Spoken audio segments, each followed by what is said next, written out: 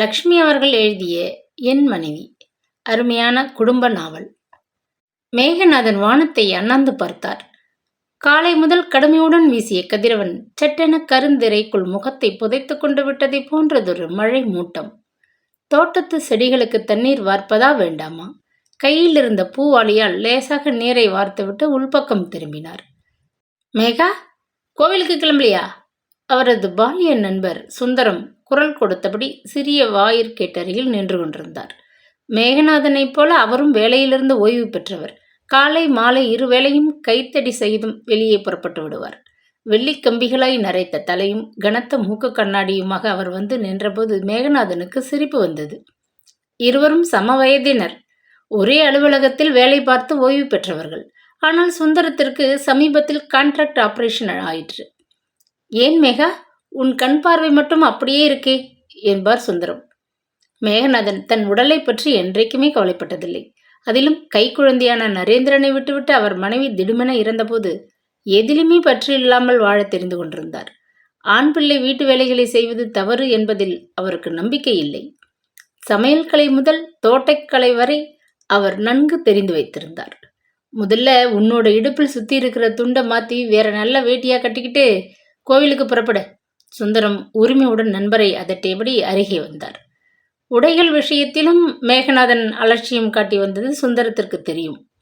அலுவலகத்திற்கு பலமுறை இஸ்திரி செய்யப்படாத சட்டையை போட்டுக்கொண்டு வந்திருக்கிறார். கால் செருப்பின் வாறு அருந்து போனால் கூட கவலைப்படாத பிறவி.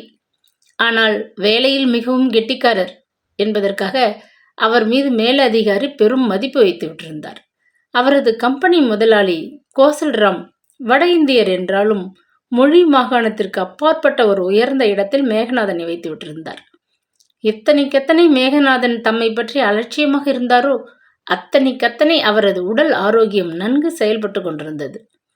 சுந்தரத்திற்கு 2 பிள்ளைகளும் பெண்ணும். காலகாலத்தில் தம் கடமைகளை முடித்துவிட்டு அவர் நிமிர்ந்த போது மனைவி காலமாகிவிட்டிருந்தாள். வேலையிலிருந்து ஓய்வு பெற்ற வேகத்தில் முதுமை முழுமையாக ஆட்கொண்டது. உடல் தளர்ந்து பிறர் கையை உதவிக்காக எதிர்பார்க்கும் நேரம் வந்துவிட்டது. ஆனால் ஓடோடி செய்த மகளும் மகன்களும் வயதாகிவிட்டாலே ஒருவருக்கும் பிடிக்காமல் போய்விடுமோ? பெருமூச்செறிந்தபடி மேகநாதனை பார்த்தார். இவன் மட்டும் என்ன வாழ்ந்தான்? மனைவியின் மறைவுக்கு பின் சமையற்கரண்டியை கையில் எடுத்தவன் இன்னமும் அதை கீழே வைத்தபாடில்லை. மகன் நரேந்திரன் அப்பா பிள்ளையாகத்தான் வளர்ந்தான். நன்றாக படித்தான். பிறகு பக்கத்து அலுவலகத்தில் வேலை பார்க்கும் வானதிக்கு இருக்கும் கருணை கூட சுகுணாவின் மனதில் இருக்கவில்லையே. மேல் நாட்டில் இருக்கிறவங்க 80 வயசானா கூட திடமா இருக்கணும், உழைக்கணும்னு ஓடி ஆடி வேலை செய்கிறாங்க. நம்ம ஊரில் 40 வயது தாண்டினதுமே வயசாச்சு முடியலன்னு ஒரே ஒப்பாரி. அழுத்தம் திருத்தமாக அவள் கூறிய போது மனதில் சுரீர் என வலி தைத்தது. சதா அப்பா நீங்க என்ன சொல்றீங்க என்று அவரிடம் அபிப்பிராயம் கேட்கும் மகன் நரேந்திரன் எப்படி மாறிப்போய் விட்டான்? உடையை மாற்றிக்கொண்டு வாயிற்பக்கம் வந்தவர் கதவை பூட்டுவதா வேண்டாமா என ஒரு கணம் தயங்கி நின்றார். ஆபீஸ்ல இருந்து அழுத்து போய் வீடு திரும்புகிற சமயம் வீடு பூட்டி கிடக்குது. மகன் மருமகள் இருவருமே அழுத்துக் கொள்வார்கள். இத்தனைக்கும் 3 பேர்களிடமும் மாற்று சாவிகள் இருந்தன. ஆனாலும் மகனை விட மருமகளுக்கு கடும் கோபம் வந்துவிடும்.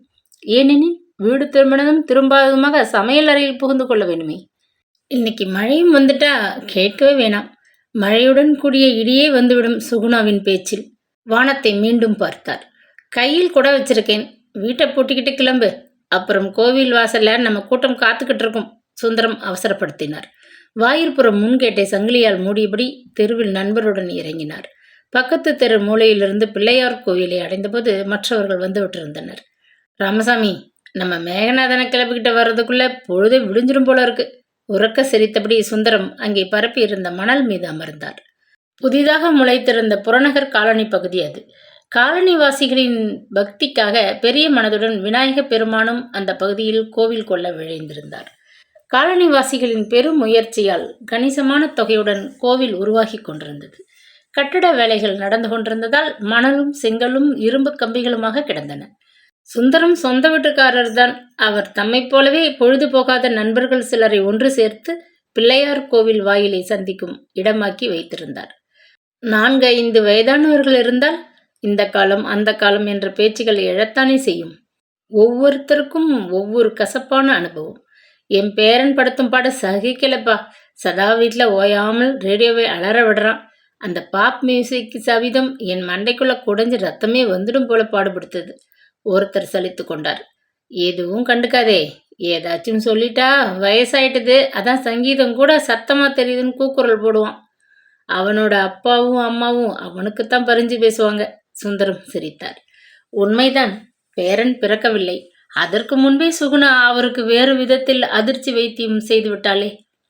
திருமணமான புதிதில் சுகுணா அலுவலகத்திலிருந்து 2 மாத லீவில் இருந்தாள். நரேந்திரனும் அவளுமாக உல்லாசமாக தேன் நிலவு முடிந்து வீடு திரும்பிய பின் ஒரு நாள் வழக்கம் போல மேகநாதன் எழுந்து காலை வேலை காஃபி டிஃபன் எதுவும் செய்யவில்லை. மருமகள் வந்தாகிவிட்டதே.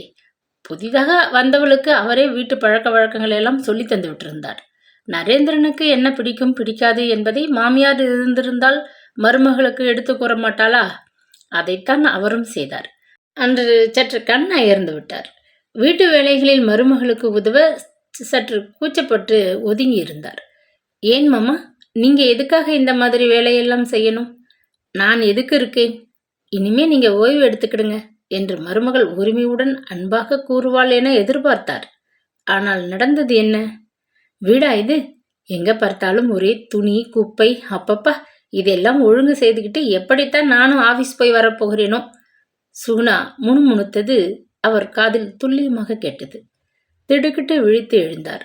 வீட்டிற்குள் காலடி எடுத்து வைத்து ஒரு சில நாட்கள் கூட ஆகவில்லை.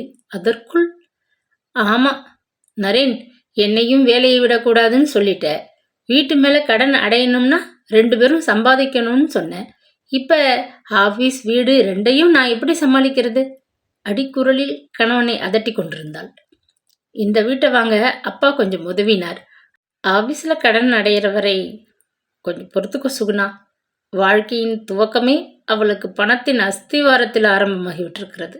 கை நிறைய சம்பாதிக்கிற மகன் இப்பொழுது மனைவியிடம் கடன்பட வேண்டிய நிலை.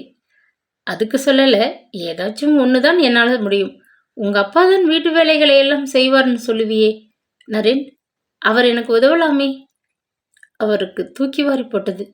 பாவம் அப்பா, அவருக்கு இனிமே நாம தானே உதவணும் என்று அனுதாபப்பட வேண்டிய மருமகள் என்ன சொல்கிறாள்? நீ சொல்லவே வேணாம், எங்க அப்பாவே எல்லாம் செய்திடுவார். நரேன் அவளை சமாதானப்படுத்தினான். மனைவியின் அழகிய விழிகளில் கண்ணீரோ கனலோ வெளிப்படுவதை பொறுத்து கொள்ள முடியாத கோழை அவன். முதுமையால் நலிந்து கொண்டிருக்கும் அவரை இனி அவன் எத்தனை தூரம் ஆதரவுடன் பராமரிப்பான்? வானம் கசியத் துவங்கியது.